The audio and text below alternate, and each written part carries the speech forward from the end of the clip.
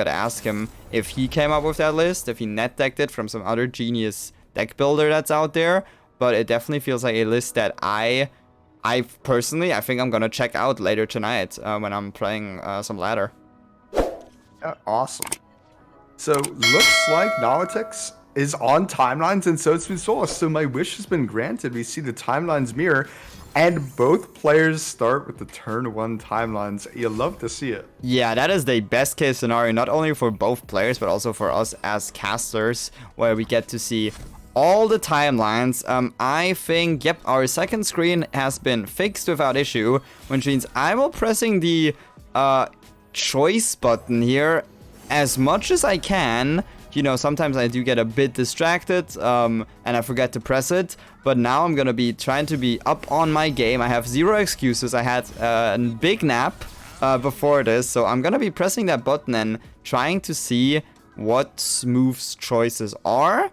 And then, of course, we will together see what he's going to pick, which timeline he will take. So we got the 3-2, get the Fury. You know, it's decent stats. That has a good keyword. Now, the first improvise. So many choices for these players to be making because of how timelines works with the improvise. Yeah, exactly. It's kind of like, you know, when you play a Pharaoh's Financier, we also had, you know, first you get to choose your spell that you're going to pick, then you're going to choose the unit that he's going to turn into, and now we first get to choose a weapon, and then the unit. Although, I mean, this is the way it works from coding, but you know what would be, like, even more insane is if it was the other way around, and then you first get to see what unit you get before, you know, the weapon that you want on that unit. But Nawatix choosing to go for the scout weapon and finds an elusive feline here, which means we're just gonna be pushing 4 damage unless Smooth decides to thermo beam this cat right now. Yeah, it's so cool when you get scout on the right unit. It could be any elusive, it could be a big overwhelm. Scout Akshan, if you're playing an Akshan deck, has been really cool for turbing his level up condition as well. Again, the problem is, and I kind of tried to allude to it earlier, is when you get, when you kill the unit with the equipment, you're giving the opponent the ability to just put it wherever he wants for free. So there is like a downside to killing it because the equipment does not go away. No, but where's my wait? Where's my invoke? It is not showing up. I think I might be... what happened there? Because we can see hand 2 without an issue, but for some reason the invoke POV is not showing up right now. That is unfortunate. I'll try to fix that. But yeah, as you said, once we get a weapon back and we have a unit that has a better fit for that weapon, all of a sudden, hey, these things may just align. And for now, both players have a quite a strong arsenal on units on board, where on one side we have that scout elusive, and on the other side we have that those big, you know, regeneration units, and also the impact doom beast. Okay, what is going on? Yeah, so one of the also core synergies of Nawatix's version of timelines is Feareth, because Feareth is the 1-mana improvise card. The downside to Feareth is that she has ephemeral, but when she transforms, the ephemeral goes away, and you're getting a premium unit, premium stats for 1 mana. Yeah, for sure. That Feareth being a... At first, I was like, wait a minute, this card just dies most of the time after it's played. But then, you know, realizing that, yes, the weapon that you choose just comes into your hand for effectively 1 mana and some on top if you have attack token, or you can make a good block with it. It feels like, yeah, it's just kind of a free, hey, choose a weapon to put on any of your units afterwards, which definitely feels good.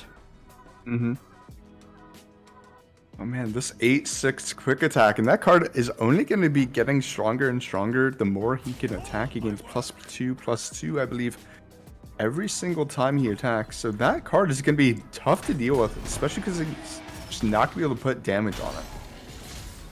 Yeah, for sure. It is going to be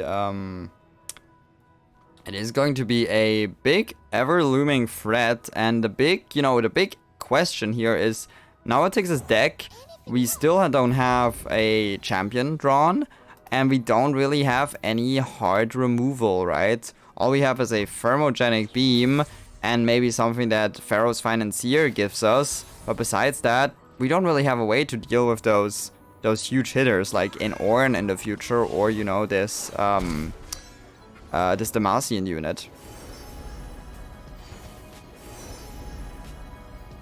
And no, it feels like okay. I might have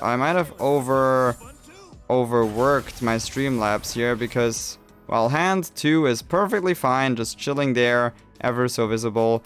The invoke, for some reason, does not want to show up anymore. It worked for once, and then after that, it just decided to stop working.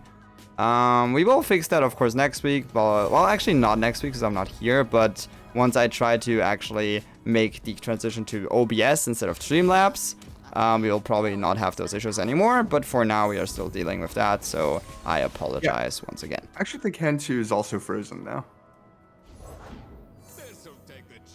But oh yeah, just froze up. But the Smoothswoleoist hit a Sparkle Fly from Timelines with the item on it, makes it a 3/2 tough lifesteal elusive. That's a lot of keywords, and perhaps more importantly than just the keywords is the fact that it prevents this Niandroid from being able to swing in. That Niandroid was doing a lot of damage, just 4 per turn, but now it would just get blocked by the Sparkle Fly, which of course is not what Nawatix would love to have happen. No, definitely not. And this may be once again a different issue that we're dealing with, similar something to what we had happen last week. I will probably be able to fix it once this game is over and if I restart my game really quickly.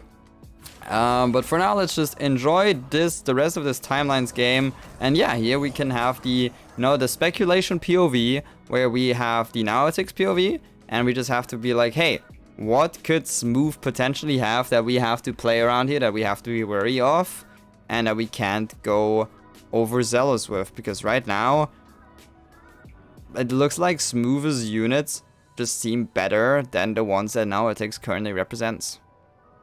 Yeah, especially with getting that Sparkle Fly. I don't think I could overstate how much of an issue that is for Nawatix, not being able to get the use out of the Neandroid, at all. But like you kind of mentioned, it's really just a going from bad to worse situation with the giant 8/6 unit, or 7/8 unit, excuse me, for Smoothswoleoist. Yes, this is going to be tough. We do get the leveled up Light of Ikathia, but we don't really have a great unit to put it on right now. It is a 0/0. It gives us Overwhelm now, quick attack Overwhelm, but unless we forge that weapon up to some stats, our units are still, our Neandroid still cannot defeat that Sparkle Fly that is just looming on Smooth's side of the board and just kind of representing a almost winning unit here that is turning the game around as we speak. So kind of funnily enough, you could proc the Augment by playing the Light of Ikathia, because it is a created card. Yes. So you can bump it up to the 3 attack of the Android, but I don't know if that's going to be enough for him. Ooh, I've seen the line. Okay. I might not win, but here's a line. He can Hextech Transmogulate into the 10/4, and then give it the Light of Ikathia to make it a Overwhelm unit. Yes, I like what you're saying. Then he can... I don't think he runs any burn, which might be a problem. Yeah, there's no burn in this list. No. 12, 13... I think he can make it like a 13 attack unit or so. I mean, we can On make it. We have attack. parts. We have the parts. The parts made whole, but that doesn't Oh, and then really. he gives it scout. Wait. No, Is we there a can't give way it to do scout this? and overwhelm, right? We can only have one equipment per unit. Oh, that's true. He can't do that. No, that is, but there's a line definitely that was here somewhere. I like it. The big problem is that we also have to respect that Smooth is on Freyord, right? So Smooth has a plethora of freezes running. Well, actually, only one of Three Sisters and two of Troll Chant. So Yeah. This is certainly a Hail Mary pass line that is definitely for sure. I think Smoothswoleoist's deck, you know, his options just got bigger than Nawatix's. yeah, for sure. I feel the same. We had some great findings from the timeline, right? We had the shaman that is just able to have a very good mana cost to stat ratio once you level it. We find a Sparklefly to stop the elusive, and we also find that ever-growing Demacian unit, the Vanguard First Blade, right? That really just with the quick attack weapon, kind of a match made in heaven, right? It really feels like the potential of these improvised, not innovate. The improvised timelines where you just are able to pick a weapon that you like, and then afterwards you're able to pick a follower that perfectly matches the weapon, and you get some great mixes like this quick attack on the Vanguard, or even the tough on the Sparklefly.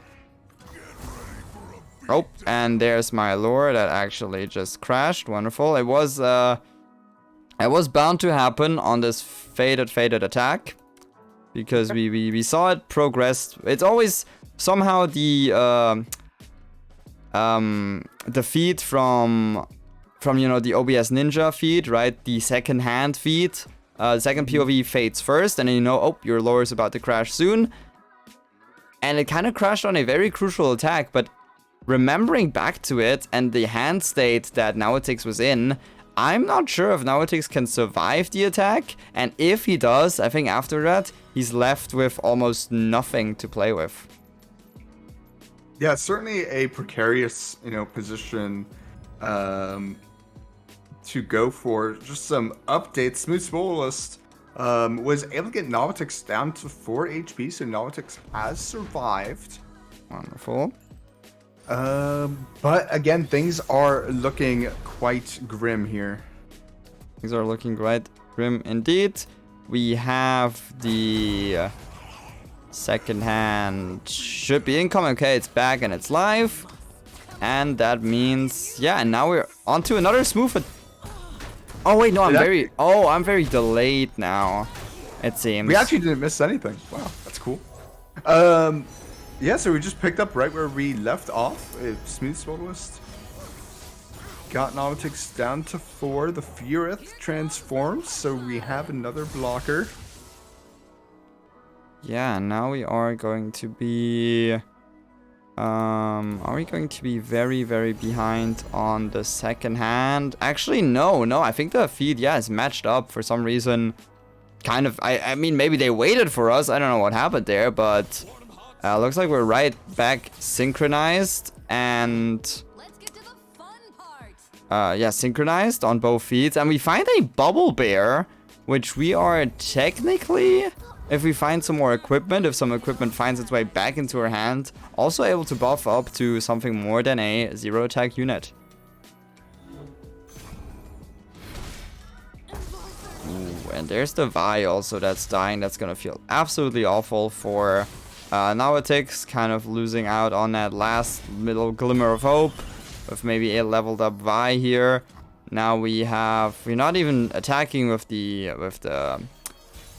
cat here, with that Neandroid. We are just, oh, we didn't even have a tech token. I see.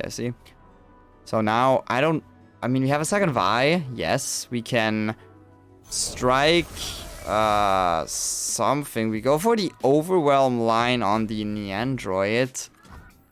Does that mean we are looking to give our Vi Scout? Or what is exactly...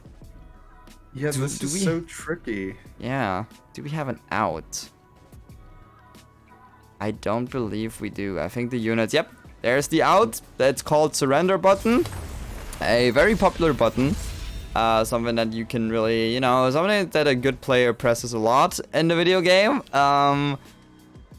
But yeah, Smooth kind of just was able to get better units and better weapon combinations as well. You know, we were popping off about the Scout and the Android early on in the game, but that combo was outclassed very quickly by a tough Sparklefly, and then just the other huge units that Smooth was able to put on the board. Yeah, so I just put the two lists right next to each other, and it looks like that the Trundle Vi Ornn version just has higher mana cost units, which is probably explains why that over time the board for the Trundle player just got a little bit bigger. Yeah, for sure, for sure. The Vi Jax version definitely more low to the ground, definitely looking to finish off games quicker. Kind of using probably Vi as a maybe turn 5, 6, 7 win con, when you can find some overwhelm, or you can't find elusive really on her. No, but we have to find overwhelm on her, right? And then using that to finish off a game that should, at that point, best case scenario, already be in your favor. And as we predicted, the Ashe Kindred has been banned on Smoothswoleoist's side. So Nawatix going with the analysis that we made ourselves, with Ashe Kindred just kind of faring very well into all of his decks. But now has to face this also very scary Akshan Nasus, right? Yeah, Smoothswoleoist has made this deck look really good in every game so far. And just on time, he's drawn an action. He has an equipment. He may play on the action if Smoothswoleoist so chooses to do so. Yeah, definitely. We have the Akshan, we have the Bloodletters, we also have the Darken Blade that is gonna be hovered right now. Able to take care of the prey and make your, just give yourself a 4/4 Akshan on the turn that he also hits the board, right? I believe this was the turn he hit the board. Yeah, the tempo that this deck can generate really holds the water, or how do you say that in English? There's like a saying where you like hold the water to someone, but I think this deck even does it better than Kindred Akshan in like this certain like situation that Smooth, at least Smooth makes it look like that. Yeah, certainly. The Darkened Bloodletter now comes down, continuing to progress the auction landmark. It's only turn 4 and his countdown 4 remaining. Yeah, definitely. Also, yeah, the Palace about to now on 3, about to pop pretty soon. The only upside for Nawatix is that, well, actually no, never mind. Thanks to this glimpse beyond, our hand is just right back to being almost, or like, you know, halfway full, or at least, you know, equal to what Nawatix currently has in hand. So that one advantage I was like seeing, I was like, oh well, we're kind of low on cards. It's just now gone as well. Yeah, and the Warlord's Palace is going to most likely on this turn pop. If Smoothswoleoist wants it to do so, it will. Just going to be a matter of if it's worth it for him to spend the extra card to get it to pop off now. We could see an Undying plus a Hate Spike that can make it pop immediately if he wanted. Yeah, also a question is if we want to spend the action, right? If we want to let Nawatix play potentially another unit here, play another blocker, or if we're just saying, hey, I'm going to attack right now. All my units are currently, or at least, you know, my Akshan is currently winning against all of your units. And now that is no longer, well, no, we can just now play the Bloodletter, level up our Akshan, and now once again Akshan is winning even against the Vi, which means, yes, Move deciding to take it a bit slower, develop board a bit more, see what Nawatix has to play, right? And then when Nawatix kind of tap below under most meaningful mana levels on his deck, Smooth is just able to press the go button, and oh boy, is he going hard right now. Yep, and I think I would even like to potentially see a hate spike before the attack to remove one more blocker. And the Dark Enthrall isn't going to be doing too much anyway, and Nawatix can't resummon a unit. But he could give Vi an equipment. See, I always forget about that. Yeah, we could That would potentially... be quite bad. Could give Vi something. Currently, we don't have anything in hand, I believe. We have the parts made whole that actually doesn't really equip you. It only gives you a free 2, and you get to, you know, draw this card. And then this card that was just played, the Blades of the Fallen, is kind of similar because, oops, we also get to play a Mirage, which is this 3/2 here.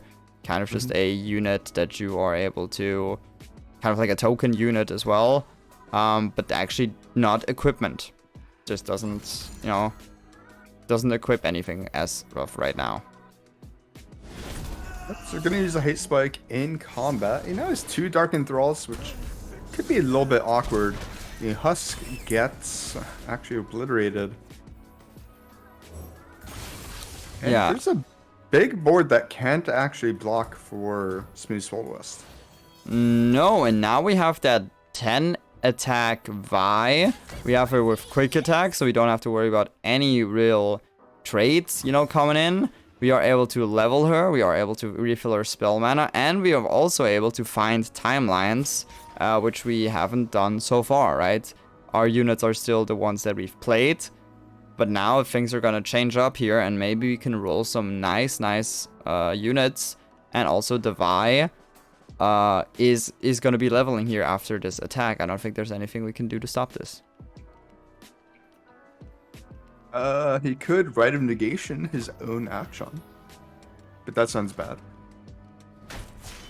Rather just let Vi level up. Yeah, I mean, Rite of Negationing with 0 things on the stack card. definitely doesn't seem like the line to take. But yeah, Nawatix currently, I mean, we still have a Nasus to face. I'm not sure how big he is right now, but Vi, you know, being a threat on her own and kind of doing what I think Nawatix wants her to do in this deck. I mean, this is the reason she's in here. She is able to just be a equipped heavy hitter. And maybe we can even find an Overwhelm card, Overwhelm equipment to swap out against the quick attack one and look for a lethal, because, you know, these tokens that Smooth has on the board, these Thralls, these Undyings, are still right now very, very small and easy pickings for Vi. Yeah, that's absolutely true. Both players down to 10 though. Not sure quite where Nasus is, but he's probably getting close to Atrocity range, which could be Smoothswoleoist's way back into it. I wouldn't even be surprised if he's already over 10. I mean, what we've seen from this deck tonight is that Nasus is actually just, I think, leveling or growing the fastest I've ever seen him grow. I think we've also, like, slain a lot of units so far. If I remember, I do believe he should be nearly around 10, if not more. Because, yeah, we've seen a lot of Darkened Blades played, we've seen a lot of Bloodletters, and we've seen, you know, some Hate Spikes played as well. I believe that Nasus will be, once he drops the board, once we find Atrocity, we'll be able to represent Lethal. And Nawatix, as we mentioned before, not in Freyord, doesn't have access to any sort of freezes.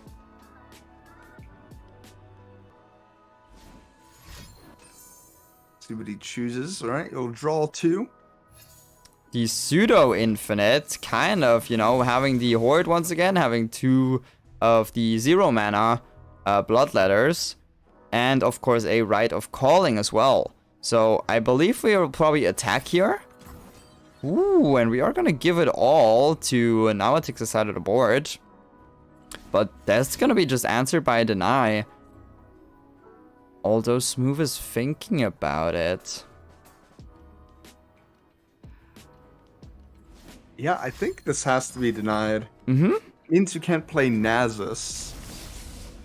That is true, but still, we have a very, very big board. Like, these Thralls are... How are these Thralls... What kind of equipment do they have that is giving him, like... That is giving him this many stats right now? They gain +2/+2 when they're equipped the first time. Oh, right. True. True. Yes, I forgot about their innate effect. I just saw them as a token. But yeah, they have, you know, some pressure to put out as well. And now there's actually a board of, you know, 2 5 attack units and 2 4 attack units making its way onto Nawatix's Nexus. Holding back on the Akshan though, not wanting to trade it against the Vi here. Or, well, trade it down against the Vi. Any good... We don't have any keywords on the Thralls though, which is gonna be quite unfortunate for Smooth. If there was any sort of like Overwhelm or maybe Scout, the pressure would have been even higher. But for now, we are just able to chump block all of them and can even trade one. Although, you know, trading those just means that we get another, yeah, we get another bloodletter back in hand, which means our Akshan Horde will just be receiving more progress towards that next level up, which means, hey, we get to refill our hand again with cheap cards. I mean, this deck really, I mean, what Smooth has, maybe he made it, maybe someone else made it, but what he has decided to bring here just keeps on impressing me from game to game.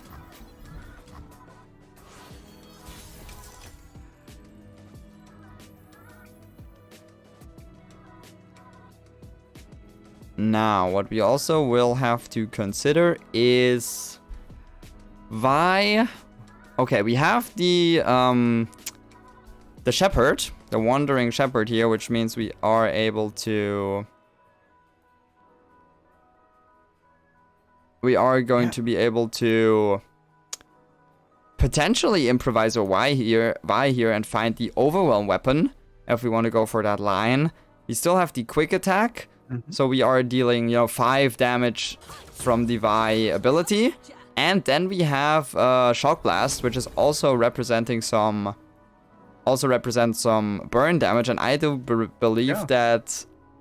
I think this is probably it, because these Thralls can't block. Oh yeah, true. The Undying can't block either. Yeah, we're putting ourselves at 1. And Smoothswoleoist only runs 1 Riot Negation in his deck, which means... that Nawatix found the winning line here, and we are able to be, or we are showcased one big weakness of this deck, that although you may have a lot of tokens that you can make use of, all of them can't block, right? So sometimes you just find yourself with a board full of units, but your opponent still has a free leeway on your own Nexus. Yep, and that's game number 2 here. So both Timelines decks able to get a win. So now we should, I believe, have either Akshan Lee Sin or Zoe Master Yi up against Akshan Nasus. Yes, definitely. And I will put ourselves over here while we are waiting. It looks like game is about to start again. We can look at both players' mulligans, and it is going to be the Zoe Master Yi, right? That is the Targon Ionia version. We get to see another one of... Yeah, we get to see another, honestly, kind of hype matchup with 2 decks that, at least for me, really came out of nowhere. You know, it's nothing that I saw talked about on Twitter today. It's nothing that I saw, you know, like theory crafted before the patch came out, and nothing that I met on ladder last night. Just 2 decks that just popped out of nowhere and seem to be, you know, they are sitting in grand finals game 3 right now, so the decks definitely have some potential to them on both sides. I mean, we've been swooning over the Nasus one for pretty much every time we see it, right? Absolutely, I think we have. So one thing I'm noting is that Nawatix does not have an Eye of the Dragon yet. I don't think Nawatix will be able to stabilize without an Eye of the Dragon. That is my kind of take on the situation. However, they do have a Ghost, so if they pump up Master Yi high enough, he might just be able to find a sneaky win with Ghost and like deny backup or notify backup, whatever works for him at the time. Yeah, we have some... we have, of course, a lot of protection here, and we have a Yi on the board. Now, one thing that we are lacking is our Eye of the Dragon. I think you mentioned that. Because besides, Eye of the Dragon, and I guess that one of, what's her name, the Spacey Sketcher, we don't really have anything that can block against Smoothswoleoist, right? Not to even mention the fearsome units that sometimes can be, the Nasus being like a fearsome threat that we have to deal with in the future. The attacking aggression that the Nasus deck can represent, even though, most of those units sometimes can't block, they can still attack for quite a lot of damage at some point in the game. And Nawatix's deck is running almost no blockers. Yeah, so I think Smoothswoleoist is fine letting Akshan die. I think let's see if he tries to kill Master Yi. So yeah, I don't like trying to kill Master Yi here because they have protection spells. Like looking at their deck, well, they didn't play Eye of the Dragon, so that means they don't have Eye of the Dragon in their hand. Mm-hmm. Which means either they have more Master Yis, which are more protection spells, or they have all protection spells.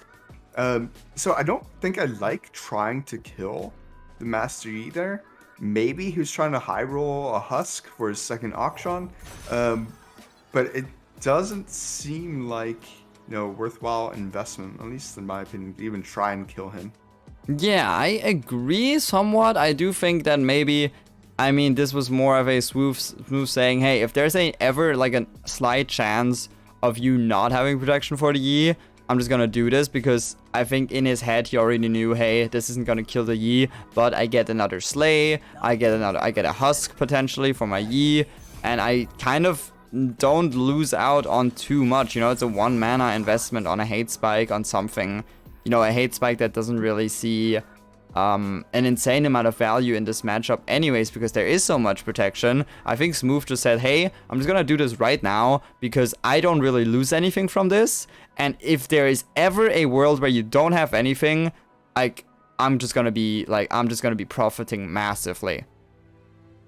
Yeah, that's true. It also helps progress the action level up. Action landmark as well, by targeting your own unit there. So for sure. Interestingly enough, Crumble kills. Actually kill Yi. Yeah, Crumble right now kills Yi because we have no deny in hand, and we have no recall in hand either. We have nothing that can get Yi out of trouble. And I think, well, yeah, we play Akshan first. We see what Nawatix decides to do. If we ever go below 4 mana, which we are doing right now, this Yi is a dead man.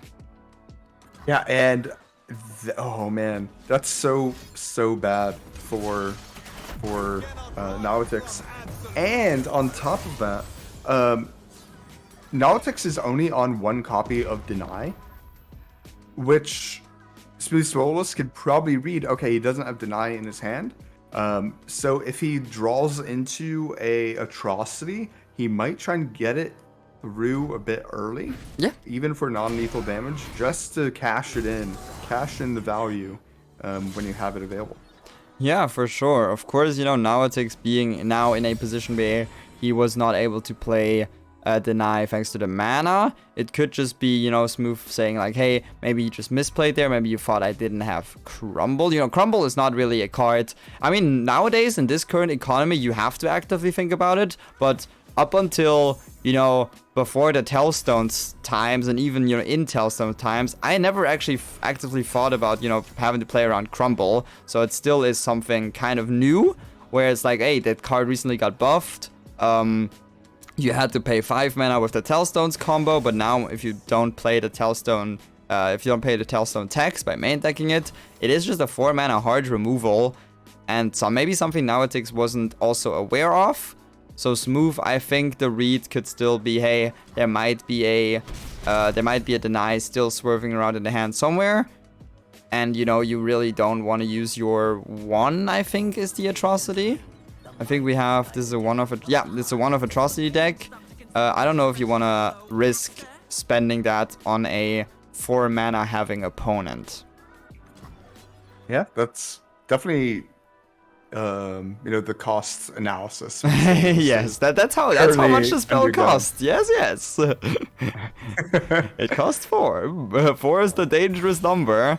But yeah, Nawatix, I mean, not scared to, well, now in a position where there's not much to do besides play cards, but I think also not a player that is scared to sometimes telegraph what they have if it puts them into a advantageous position, right? Nawatix wants to spend the mana to try to keep up with the tempo, because he is currently on the back foot, right? So has to play more proactively. And then I think there could be a situation in the future where Nawatix has to tap below 4 mana, and that could be the green light for Smooth when the time comes.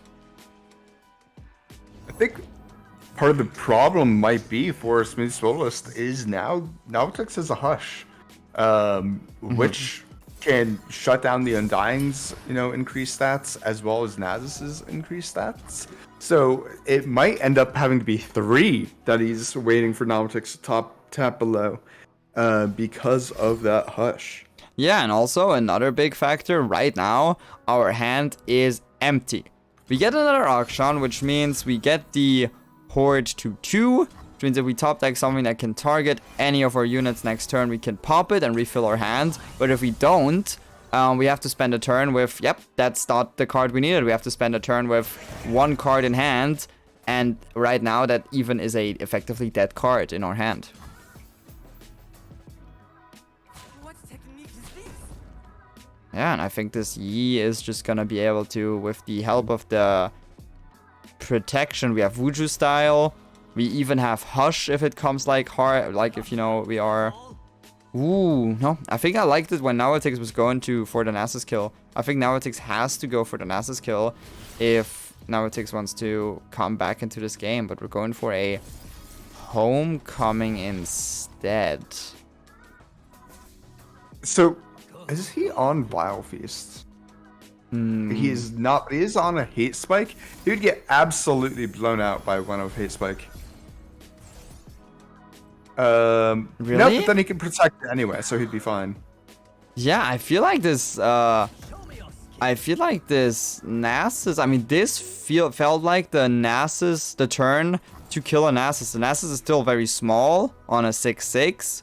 We had Wuju styles ready. We even had Hush in the worst case scenario if something came up. I think this may have been the time to take care of Nasus, but Nawatix going for a leveling Yi line safely, and maybe this is the turn. We've seen Yi completely demolish opponent boards, so maybe this is going to be the turnaround where Nawatix just says, hey, I don't want to trade my Nasus, or I don't want to have to potentially trade, I'm just going to slash you with the Yi. So I think he is lethal on open. With Ghost? With Ghosts. And double Wuju style, that's 4.